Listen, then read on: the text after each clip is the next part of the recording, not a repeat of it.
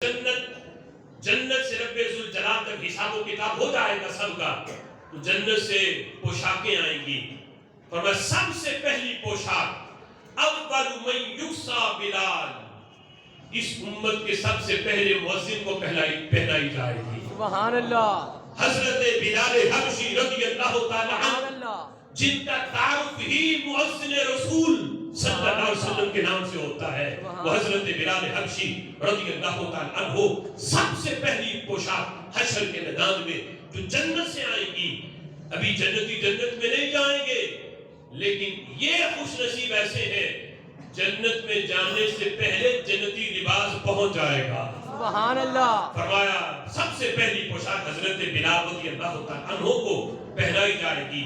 وصالح المؤذنین، اور حضرت بلال کے بعد پوری امت میں جتنے بھی نیک مؤذن ہیں اللہ کی رضا کے لیے اذان پڑھنے والے، سب کو وہ پوشاکیں جو جنت سے آئی ہیں حضرت بلال کے بعد وہ پوشاکیں ان کو پہنا دی جائیں گی۔ تو کتنا عظیم عمل ہے اذان پڑھنا، لوگوں کو رب ذوالجلال کے ذکر کی طرف بلانا۔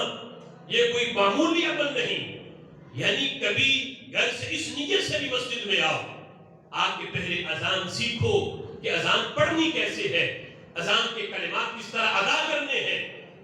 وہ جن کی ڈیوٹی ہے انہوں نے تو پڑھنی ہی پڑھنی ہے، لیکن کبھی اس نیت سے کہ ڈیوٹی تو نہیں ہے میری، لیکن میں اس شوق سے پڑھوں کہ اس پہ اجر و ثواب کتنا ہے، اذان پڑھنے سے کتنی مصیبتیں ٹلتی ہیں، اس شوق سے کبھی آ کے مسجد میں اذان پڑھو، رب ذوالجلال بڑی سے بڑی مصیبت بھی حل فرما دے گا۔